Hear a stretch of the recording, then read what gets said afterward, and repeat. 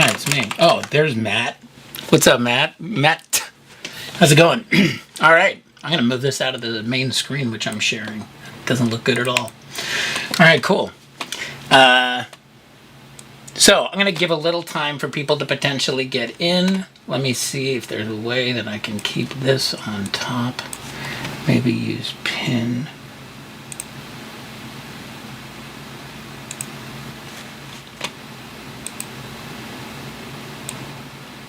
Okay, I hope that stays pinned. Hey. Hi, SpongeBob SquarePants. What up? So the thing I'm going to be animating today is this guy, Marcus. And by the way, the guy who created Marcus is on right now, Matt McCarthy. Thank you again, Matt, for letting me use the rig.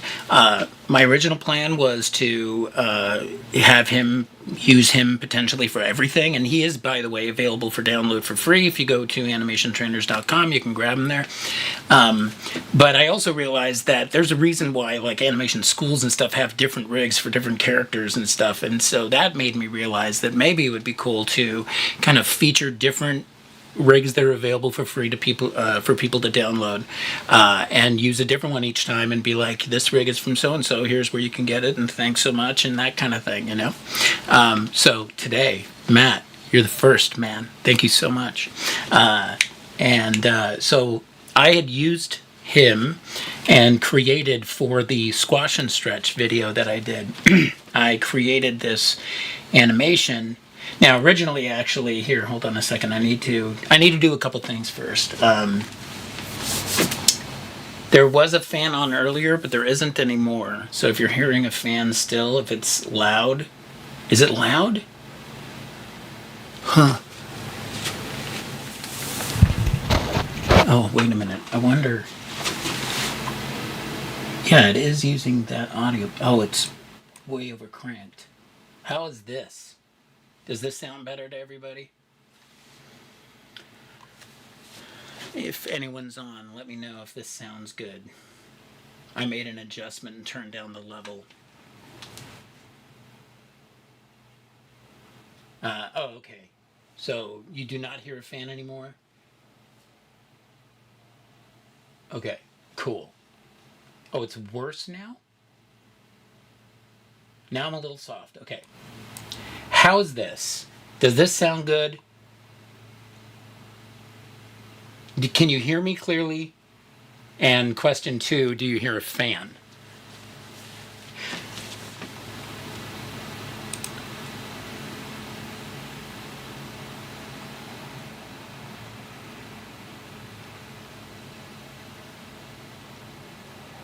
Okay, no problem.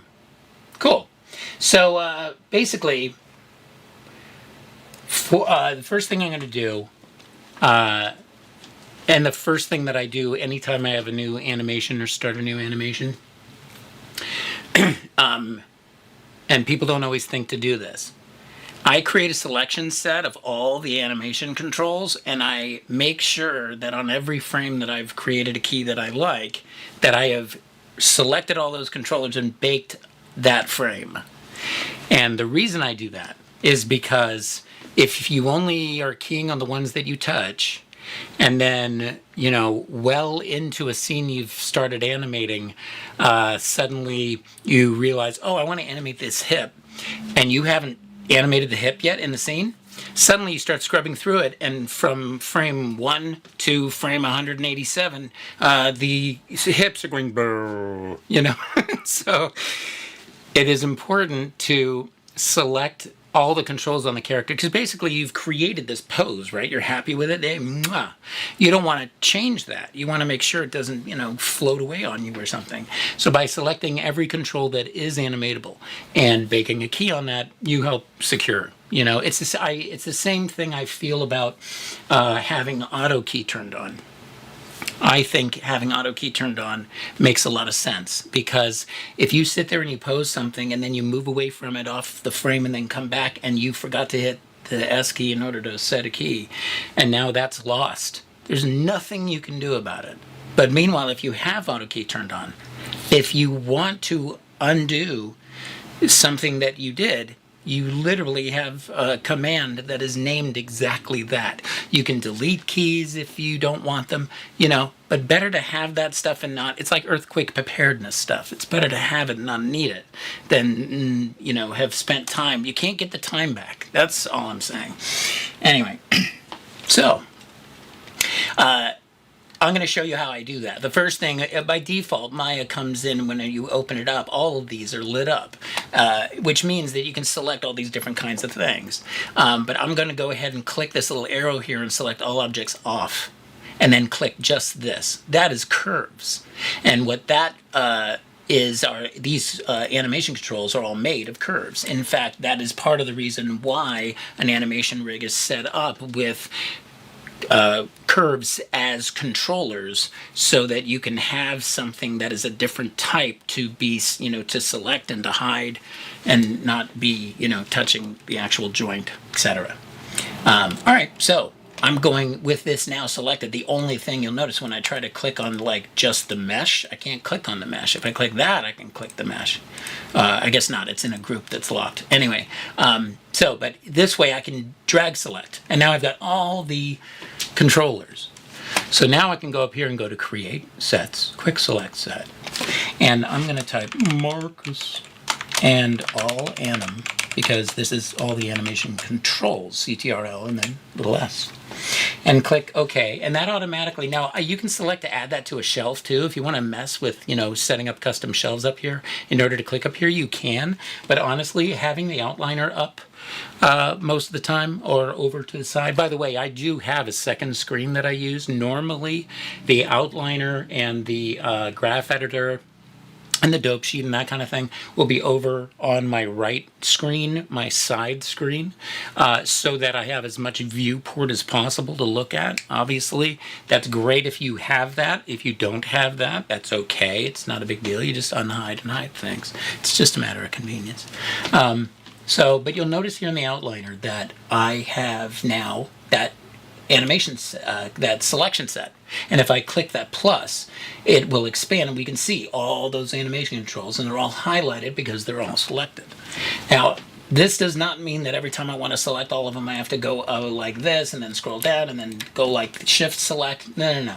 Just click that first top name and then just hit the down arrow key and it selects everything in it. Perfect.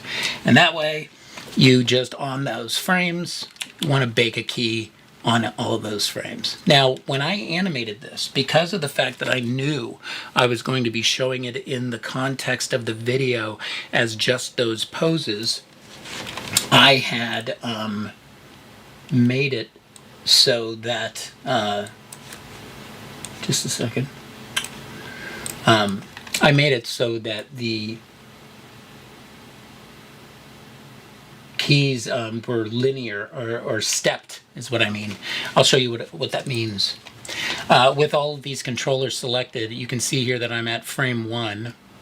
And these curves in between those yellow dots, the yellow dots are keys. They're the frames where keys live. Keys, in the context of computer animation, are each of those controllers are told very specifically, on this frame, you have these values, and we will make sure that happens. That's what a key does. That's its job. These curved lines in between the yellow dots mean that the computer is interpolating what the animation should be doing, what each controller should be, how each controller should be moving in between those keys. Because if it had a key, then it'd be, I'm going to do that key. It's strict rules from the judge. But if those curves are there, then basically it means there's some openness for interpretation between the keys without actually having to be so rigorous as setting keys on every single frame, which would suck. So, what I originally had, because that was all I needed, was this. I had selected all the keys and then hit that. And what this means, actually, let me go back for a second and just show kind of as an example what this means. Obviously, this curve is going between that dot and that dot. The fact that the line is a little flat at the beginning and then gets a little flat again at the top and then is most vertical in the middle, that reflects what those values are doing over time. So it's not changing a lot. That means over those first few frames, it's not changing a lot, but then it's getting more and more and more. It's most. Then it's slowing in at the top and going into that rotation and getting ready to kind of stop or change direction. What doing this did by selecting all of them and hitting that stepped key, that is telling the computer, all right, look, these are the keys, and until you hit a new one, you just stay put.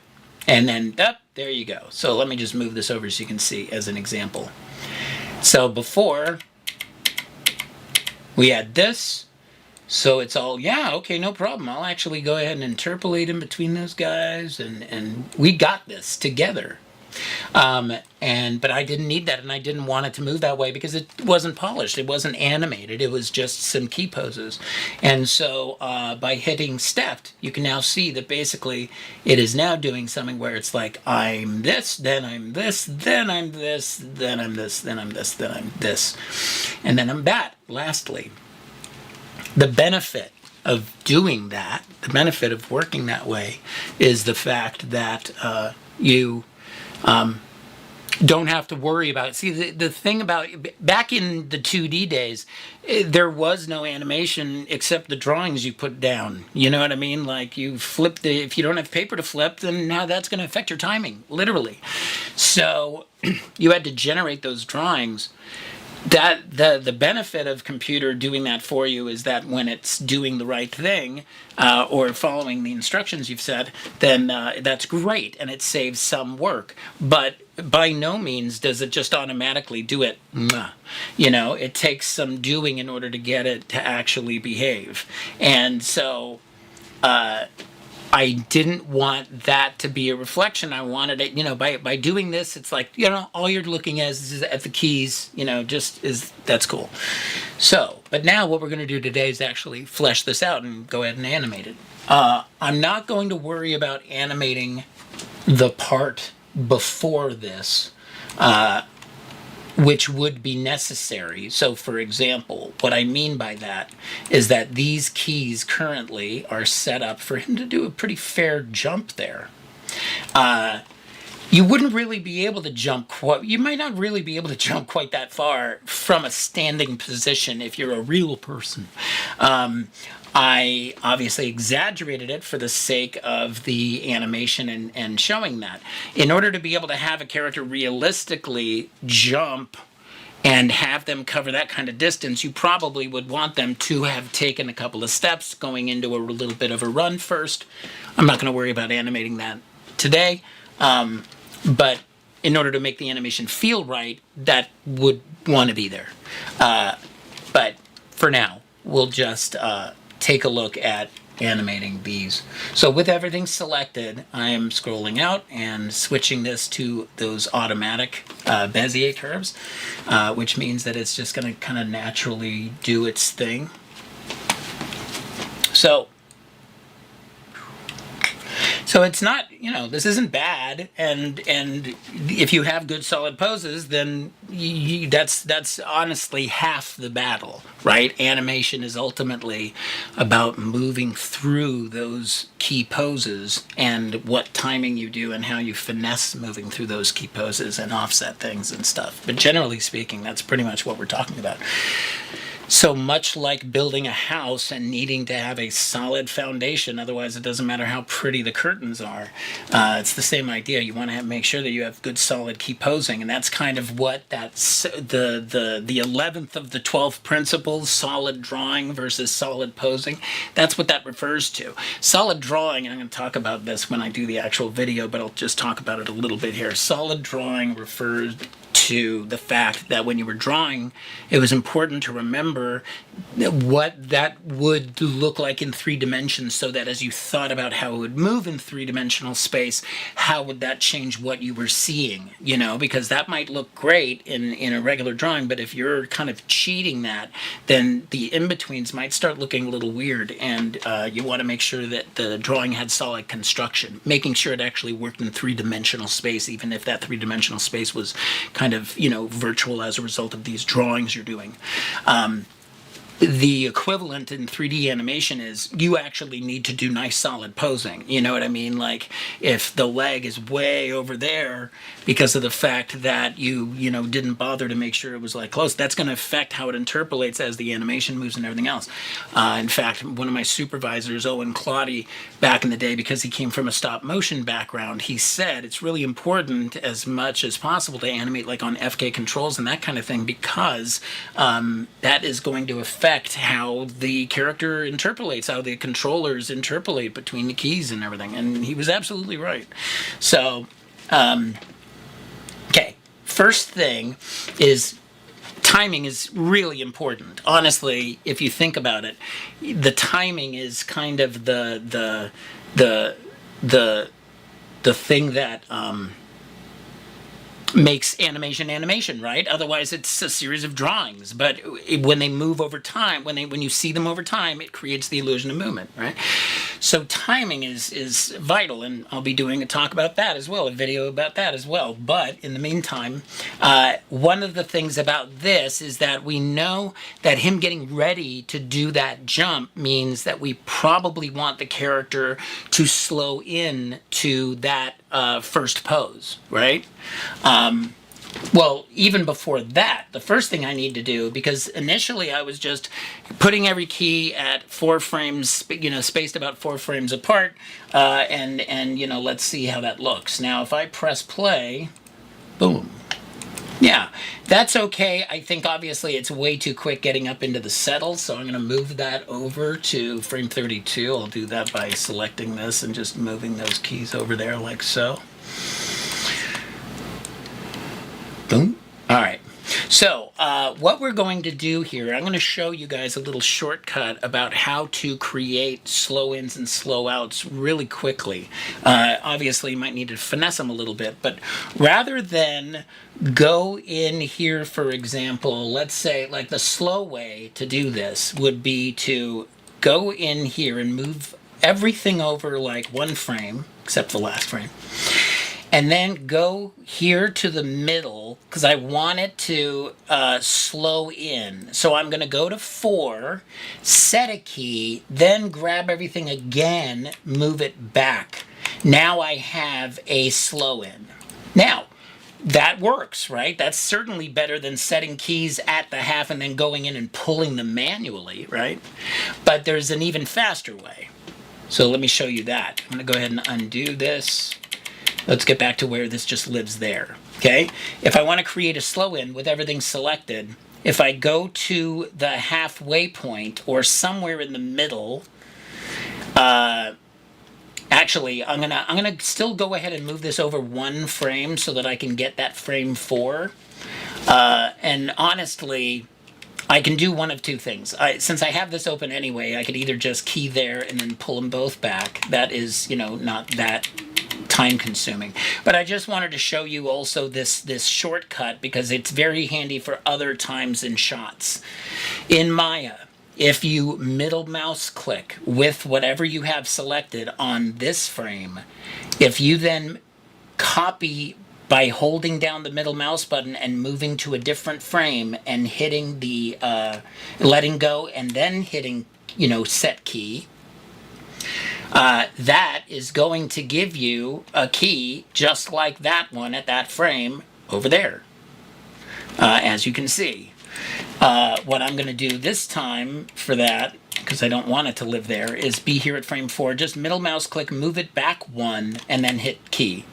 And then bring this back. And now I have my slow in as well. All right? So,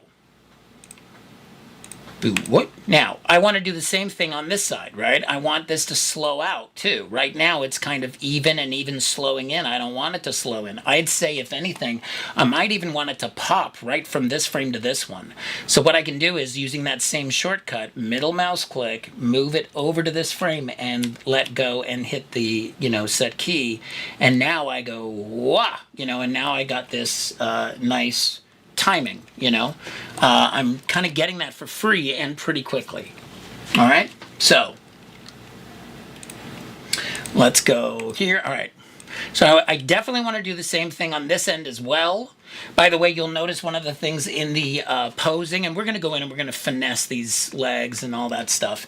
But one of the main things with kind of the posing you'll notice is that in order to avoid twinning, which is something that, is kind of something you want to avoid in animation, it basically means having both sides of something mirror each other, having both hands like this, or, both hands like this. It's better to have like one hand up and one, that's why like if somebody's like, you know what I mean? Instead of just being dead on with both hands even, they're 3/4 turned to you with like this hand's down a little, out a little, this hand's up a little. Anything to kind of break stuff up makes it more visually interesting.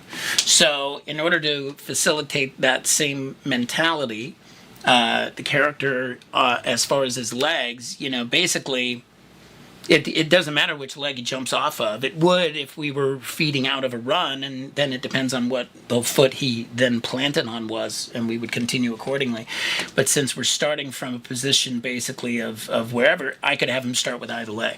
What I did do is make sure that as he then is jumping through here, that the transition is happening, that it is now the other leg then that is coming into first land, so that the other leg can be offset and be doing its own thing. You'll notice as we go through here, even with just those keys set, by having, and we can offset this a little because, these are twinning in the sense that they're around the same height at the same time, but because of the fact that this one's angled this way and this one's angled this way, it scrubs pretty well. You know what I mean? I think that it doesn't need a lot in order to kind of get there. The arms, on the other hand, they are doing something that basically is as a result of, the gravity and the, physics of the situation. I'm using those, especially since he doesn't have any long hair or like a coat or anything like that. The arms are an opportunity to be able to show a little bit of the overlap and follow through, which is something that is also going to be coming up in one of the talks soon, actually. It's the one not after staging. It's after straight ahead and post to post. Anyway, so by having, the arms down as the launch is happening, that is helping to sell about where the character was coming from, and also, creating this drag so that as he's coming up, the arms are coming up behind him. As he starts descending, the arms are going to come up. In fact, we're going to go in and tweak that a little bit in order to get this kind of thing happening. So cool. The next thing we want to do is we want to get that same kind of slow in happening over here too, right? So go over here where that is. That's our down. So I'm going to just scoot it over one, middle mouse click, drag, pull this back. Actually, some of these are not flat. And because of the fact that that's the land, so I do want it to kind of slow in here pretty much across the board. So I'm going to go ahead and do that. By the way, I also wanted to talk about the fact that some people will notice, especially if you come from the gaming world, you'll notice that the main mover is staying put. That is so that the IK feet work. For people who are not as familiar with 3D, the ability for me to grab the character's root and then move him down and have the legs just bend instead of going through the floor is something called inverse kinematics, which means that the kinematics, the mathematics of the kinesiology is being solved inversely from the other end back. So in other words, it says, oh, the hip's moving down. Well, instead of just moving everything down with it, start at the heel and then bend those two bones in the middle however much you need to in order to facilitate the foot staying where it is and the hip doing whatever you're doing right now, you in your weird ways. So that's basically what's going on. So that only works if this controller is still. You'll notice that if I move it, everything, including those IK feet, move with it. Now, very often, we want an animation in games to happen in place. And so there's a way to be able to animate a character in world space and then bake that in a way like to locators so that you can zero out that controller, or not zero out because it already is still, but have it moving linearly how much it should over the course of that animation, and then bake the animation of the character back on with that new base, and it's exactly what it needs to be for a game engine. For the sake of the animating, trying to fight the main mover and not allowing the IK to do what it's meant to do, what it went to college to do, is, silly. And you're losing time. So that's why that sucker stays still, at least for now.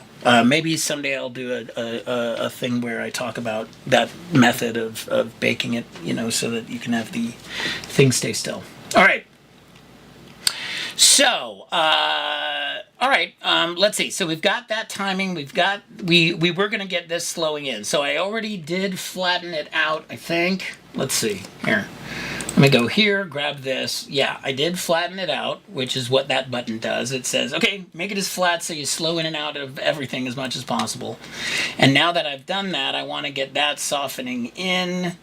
So I'll leave that actually where it is and just do a middle mouse there because there's enough space between the keys to allow me to do that. And then same thing here. I'm going to kind of go to where it's already starting to lift, like something like that. Drag it back one so I get a little bit of a slow in, and then here, key and then middle mouse click and drag back so that I'm getting a slow in at the top. In fact, I could even key at 30 and then just drag these last few frames, whoops, pardon me, like that, drag those by holding the shift key so that I get kind of a natural slow in anyway, maybe to 36, like that. All right. So that means that our scene ends at frame 36. All right, so that is, I would say, kind of enough of a base for the action that we are going to do for the sake of what we're going to do here. So the first thing is I need to turn this camera and look at this from this perspective, because that's that whole solid posing, solid drawing, right? If it doesn't matter if the camera's only from that side, that's all it's ever going to do. If I turn it this way and that character's doing all kinds of weirdness, like moving from side to side in a weird way or something, then that could create weird shadows. That could cause something to lock that shouldn't, as far as like locking up as far as the IK. So, I mean, those are all things to consider. Just double checking. There's a little bit of movement here on the side, kind of going out to the side, but I'm kind of okay with, Here, let's go ahead and move that. All right. So I want to make sure. Okay. All right. Boom. Scoot that over a little bit, but bring the knee out. Yeah. All right. Okay. All right, cool. So, Let's play this a couple times. It's important to, see it move and see if it's okay. Generally speaking, I think it's all right. It does kind of move a little bit here to the side. Kind of want to grab all of these and just move it over a little bit. This guy too. All right.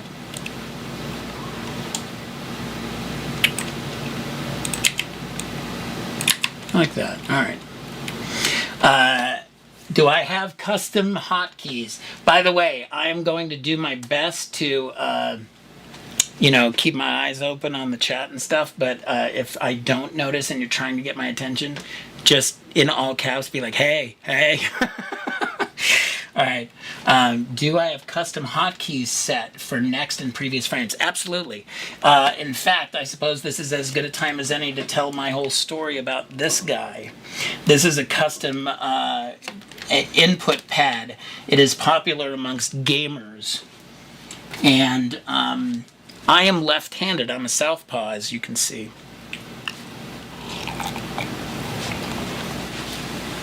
And if you think about where the default keys are in a program like Maya and a lot of programs, it's usually QWERTY, K-W-E-R-T-Y.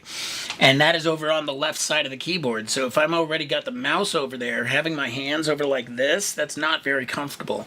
So I, for a very long time, ever since I started doing 3D, would remap those keys over to the numeric keypad so that my hands were more like this.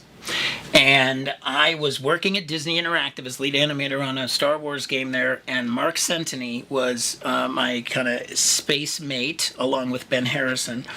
Hey guys. And he had something like this, one that used to be made by Logitech called the G13. And I was like, what is that? And he was like, oh, it's, they'd make it for gamers, but I use it for the apps and everything, and it's the best. And I was like, oh my God. So I started using that, and I've never looked back. It's the best thing I ever did. So the keys that you want to use, that's entirely up to you. But you basically, if you go into, what is it? I thought it was settings preferences under Windows, right? Yeah, settings preferences, here we go. Hotkey editor. The hotkey editor is a place where it allows you to take anything that is accessible by hotkey, which means a shortcut key on the keyboard. If there's a way, and there's a lot of things that don't already have default mappings that are mappable. Not everything is mappable. Like, for example, holding down the Alt button in order to be able to move the camera around, you can't remap that.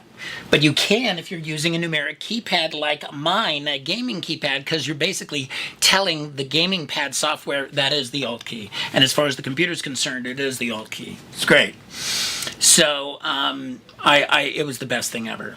Anyway, you can basically look up a different a different action either by what its existing hotkey is, by changing this to hotkey and selecting the existing hotkey and just putting it in, and then, so for example, Control Z, that's normally would show undo, except I've remapped it to the numeric keypad 1 because I am left-handed. All right. All right, let's get into it because it's already 4:36. All right, so one of the first things I want to do is I want to, focusing on the legs and the feet. They are the floor, basically, they are the foundation. The root controls the overall mass body movement, and the feet are the thing that keep you from falling on your butt. And so any sense of balance or not being in balance is based on that relationship, the relationship of the hips to the feet. So I want to make sure that that's moving in a way that makes me smile. So let's grab this. All right, so I'm pretty cool. Okay, I'm cool with this. I was thinking maybe I'll have the butt swing out a little bit, in order to get a little bit of momentum like that, so that we're getting a little bit of an arc there. There's a little bit of a whoosh, like so.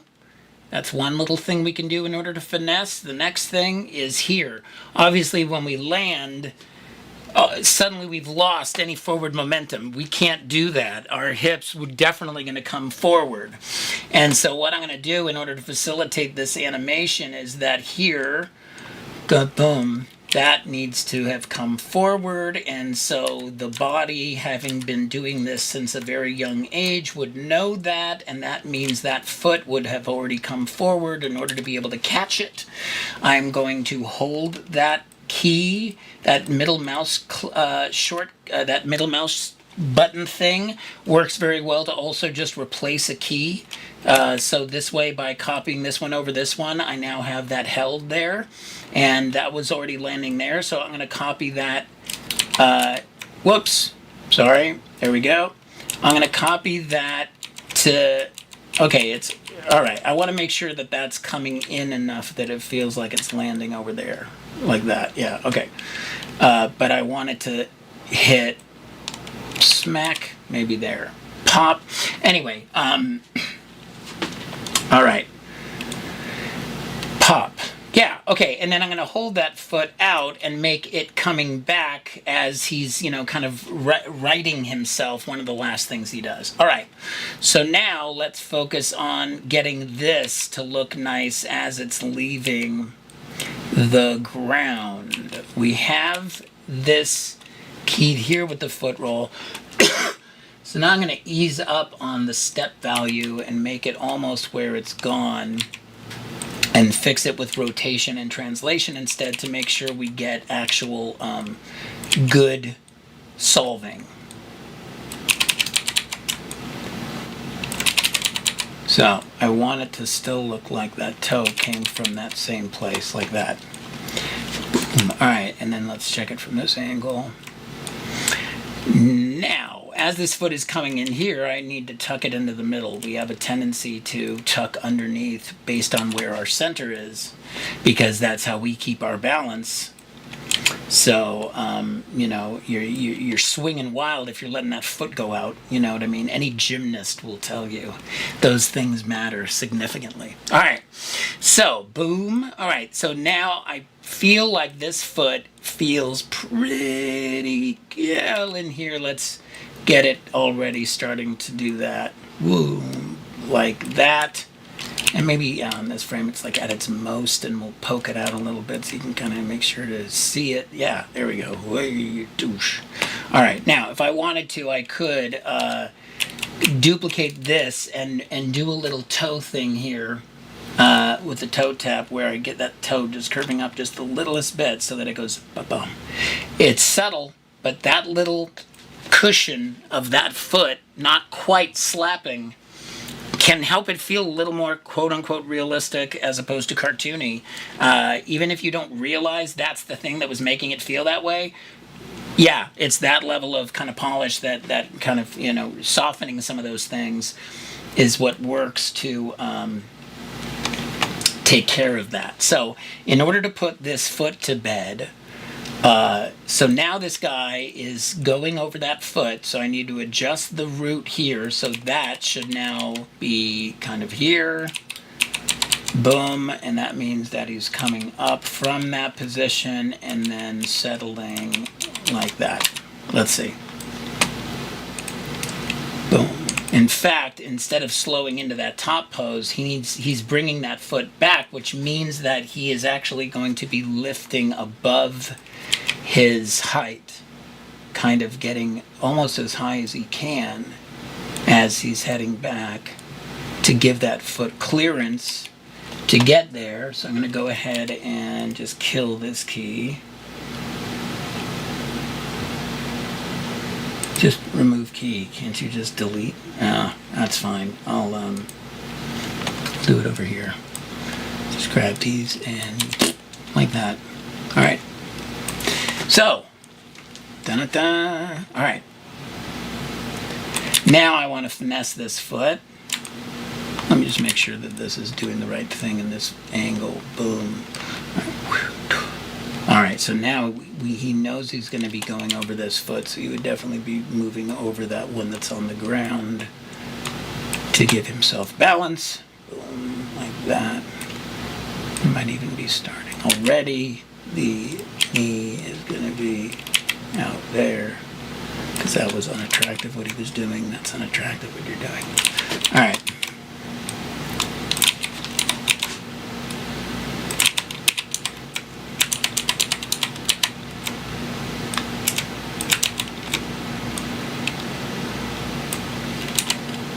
You can even kill this key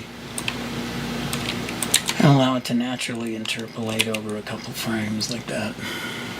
See what that looks like. Boom. All right. Ooh. Okay.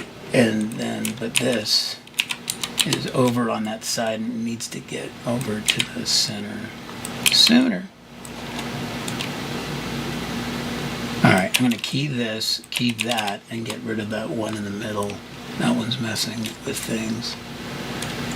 So that's another thing, is that if you like the frame before and the frame after, key them and then delete the one that's bothering you, and the natural interpolation between the two you like is probably going to give you what you need.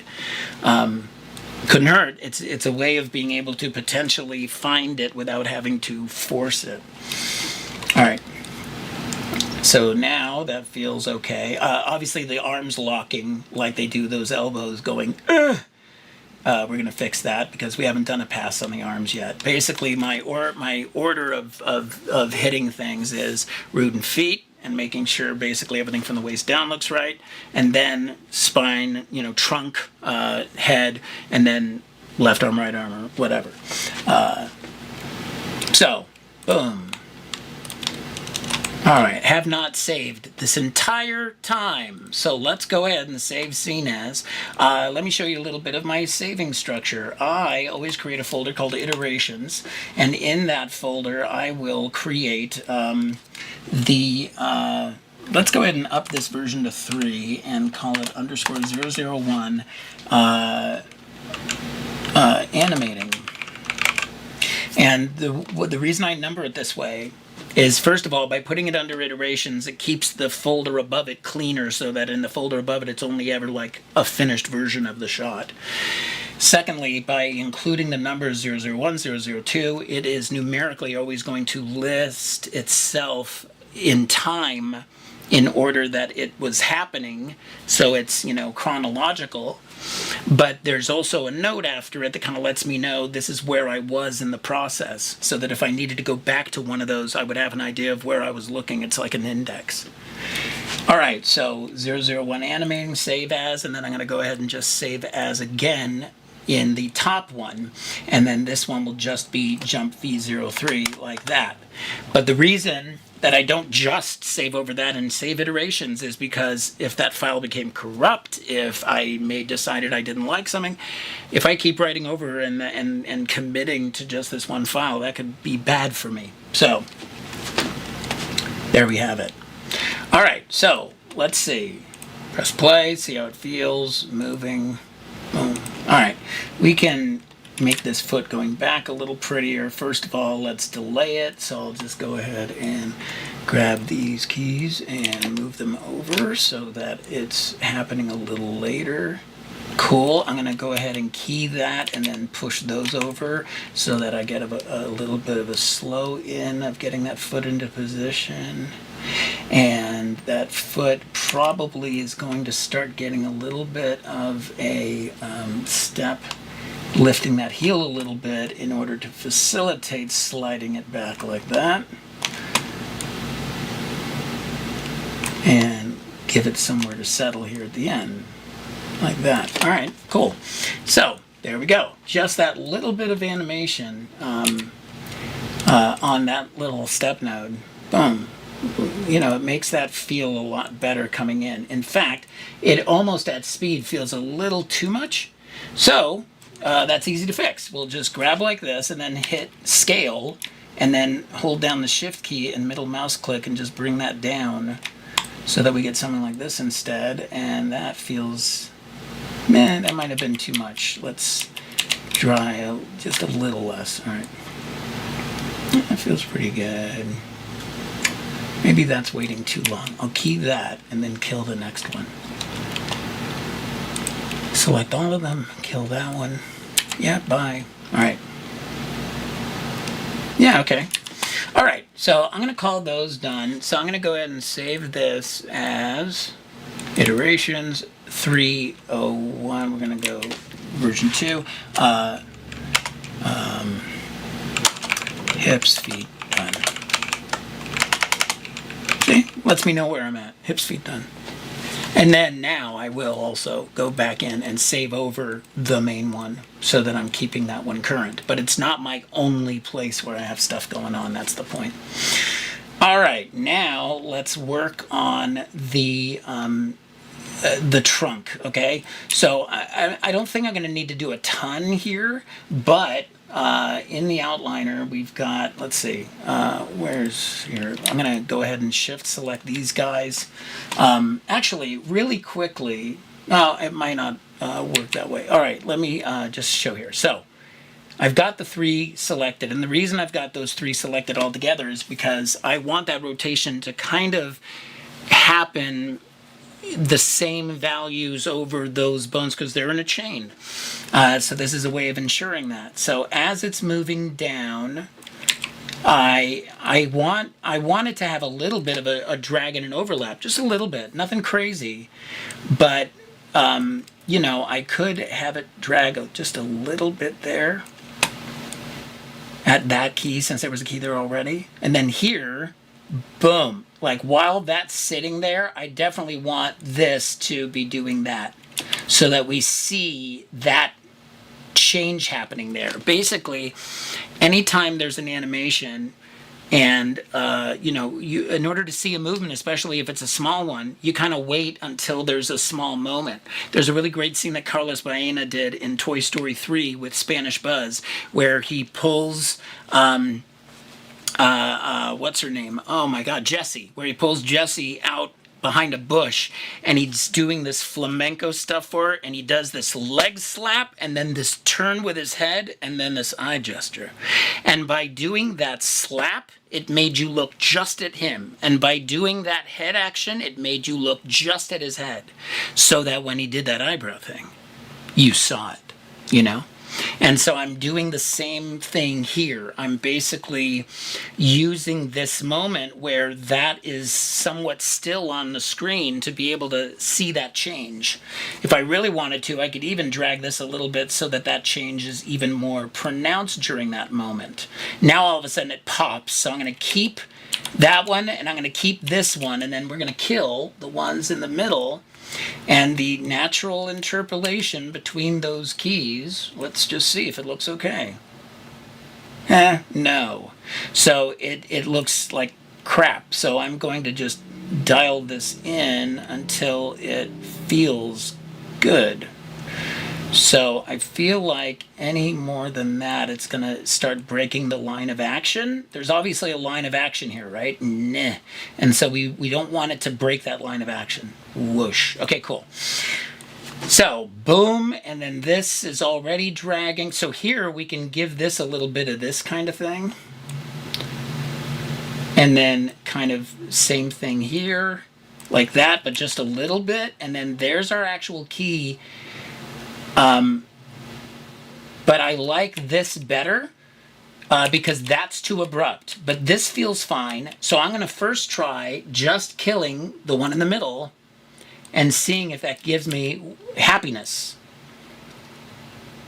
That feels pretty good because, again, it's that thing of when the character is pretty still right there, I'm seeing this nice change. In fact, I'm going to go ahead and bake it. All right. Boom. And then here, I want there to be a... Whoa! I want there to be a drag. Like that. And that means that this is still going to have some drag. Boom. That is also still going to have some drag. Like that. And we can middle mouse click and drag it to slow it in a little bit. Cool. All right. Going to save scene as iterations. Let's drag this out a little so we can actually read these names. And we're going to call this 3 trunk done. Go in here, save scene as, go up 1, jump 3, save over it to keep it current. All right. So now Vroom. Now we're going to do the neck and head. There's a neck control and a head control. I'm going to do them in separate passes. So first the neck, I don't expect that to change a lot. It's really kind of here where I'm going to want to finesse a change.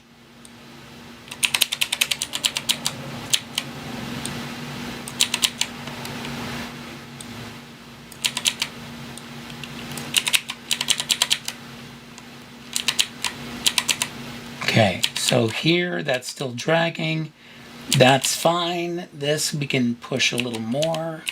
Actually, we can even there. And then more drag there. More drag there. More drag there. Kill the one in the middle. Which now you can see is totally out of line. And then we got a decent slow in. I'm going to make sure it slows in even more. Purr. Now we're going to do a pass at the head. So I'm going to grab that. And if we want to show a little bit of a change so that it has somewhere to go in there, boom. So there's already some of this starting to happen because of that neck change that we did.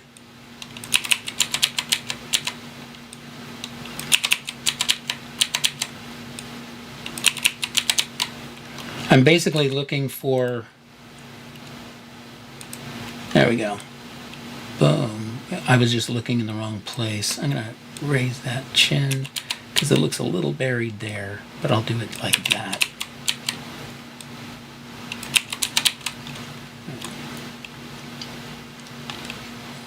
Boom. And then here, making sure that's got a good amount of drag on it. Sure. Boom. All right. Cool. Let's go ahead and save this as head done. Head, neck, head done. Neck, head done. All right.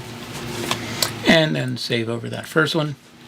Basically, as a way of reminding myself to save more frequently, I usually, when I'm not worried about my first ever live feed, will save every time I kind of do a thing. You know what I mean? And I'll save it. Oh, I did that thing.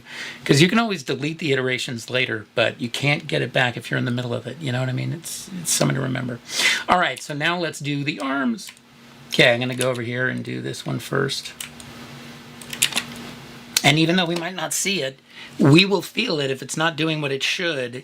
Even if we can't see it much, we can kind of sense what it's doing in the back, and we will know or be able to feel if it feels off. I think that that hand could probably come up a little sooner because he's already like, hey, I'm going to jump.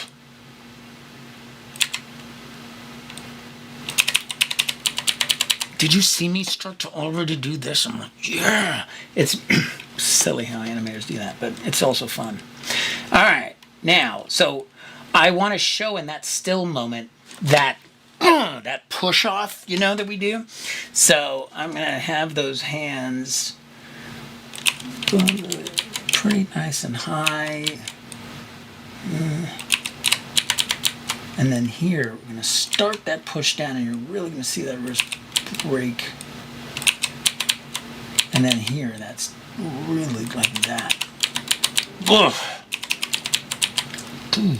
And then that's like that, and that's still going to be kind of hanging back, maybe kind of have a little bit of a drag like that.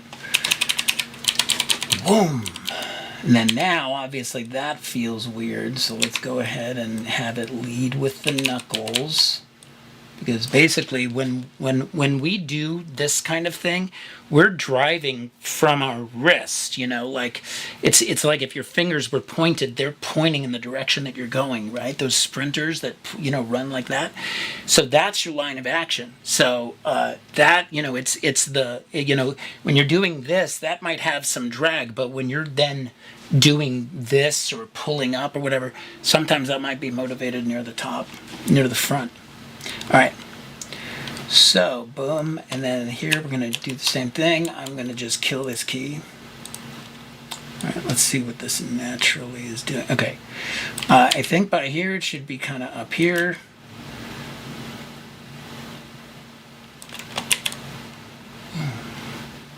Okay, and then now we're really going to start getting into making sure that feels pushed. And so like here, I'm going to keep that up a little so that it still has a drag, but I'll start increasing the amount of break here, like it's getting ready to go down, like that. And then same thing here. This has its own weight, so it's going to go of its own volition and actually like straighten out there and kind of open up. Boom. And end up back here probably because of the momentum. And so that means that as it's coming up here, we needed to kill this anyway, so let's just go ahead and delete it. And then we'll just start pushing this up until it's not broken anymore. Okay, that doesn't feel right, so let's say here, this should be, let's start basically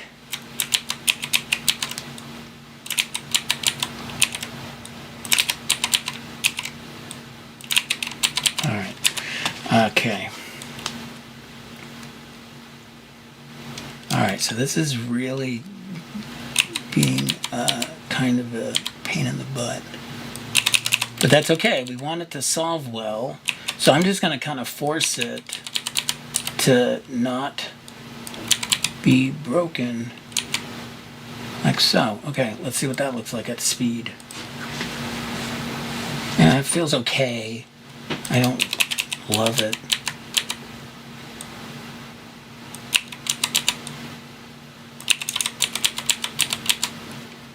All right. That feels all right. Cool. And besides, it's the hand in the back anyway, right? Because the camera, which I set up originally, oh, that's a face cam. The camera, oh, I don't have a camera anymore. Let's create one.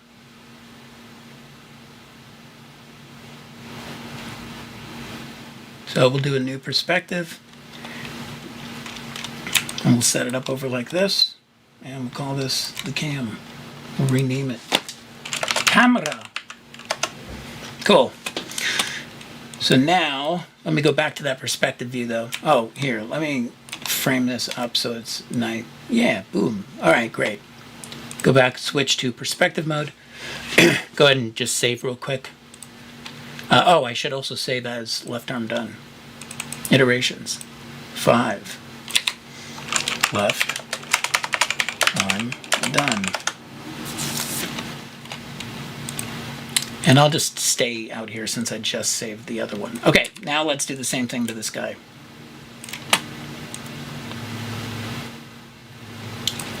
All right.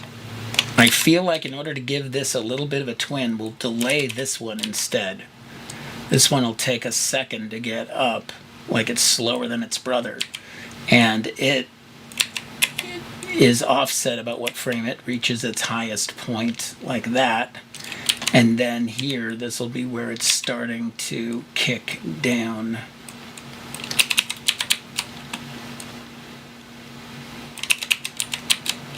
And I'm gonna make sure that's not twinning so that we can see that other hand, right? Obviously we should check that in the camera view, but I think that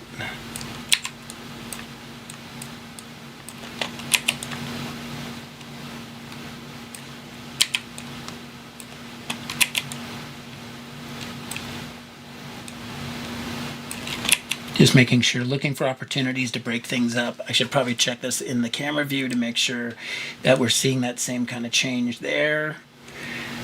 So yeah, here, okay, so in order to offset these, you know, right here, it looks like those two arms feel like they're a little twinny. So I'm going to, again, delay this one and have that one stay up there longer. And then now it's gonna come down.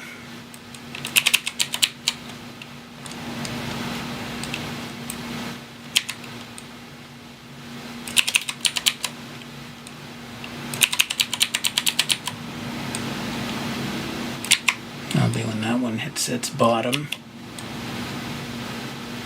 All right, that I don't love. So let's get rid of this key. Did I lose it? Did I close it? Animation editors, graph editor. There it is. All right, kill that one.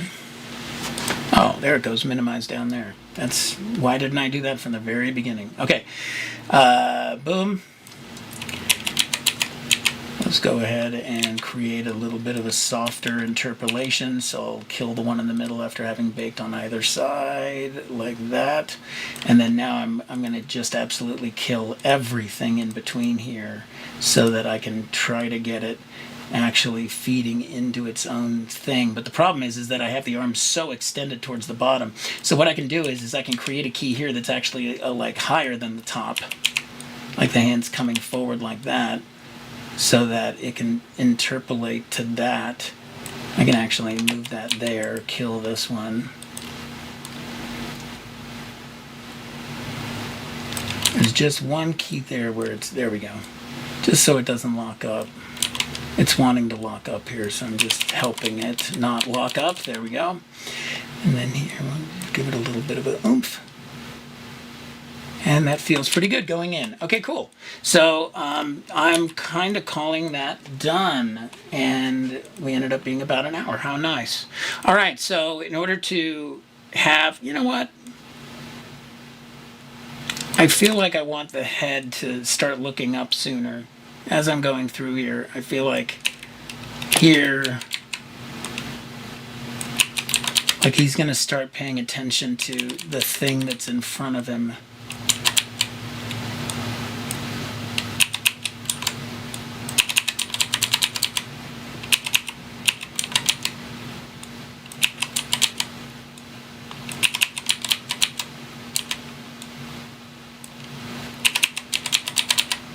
Like that. And then I'll just kill these. Kill that one. No mouse click drag back one. Alright. And then let's take another pass at the head. Oops, I don't have the head. There we go. Yes, now I have the head. There we go. Alright. So I want to keep the head focused on the target. Maybe I could get a little bit of drag on that first frame, but then now I'm paying attention. But we can get a little bit of a looking out of the bottom of your eye. And then here we'll get him back up.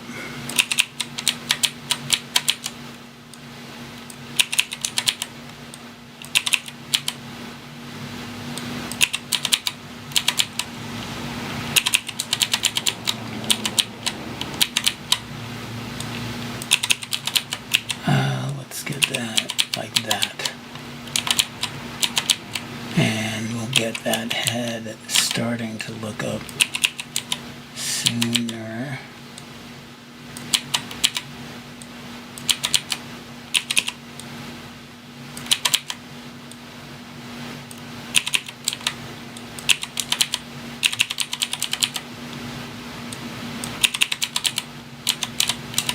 Something like that. Cool. All right, let's look at it one more time. Boom, boom. All right, great. And then if I want to, render this as a movie, I can just go to, say, none should be selected at all. And then once I have done that, then wait, let me turn it back on and then select the controllers and go to show and then say, under viewport, sorry. Hide everything, then go to viewport and turn back on polygons, and then that way we only see the character. Sorry about that. All right, there we go. Boom. And, obviously the camera view is from here, but because we did our solid drawing, solid posing, etc., it should look okay from here as well. Let's see. Boom. Yeah. And obviously we could finesse the eyes and give it facial expressions and all that stuff, but you get the gist. Anyway, thank you very much for tuning in to this live feed and live stream. We'll be doing more of these for sure, and I hope you enjoyed it. I hope you learned something. And if you are interested in booking a session with me to do one-on-one tutoring, by all means, check out our website, animationtrainers.com. Thanks so much. See you later.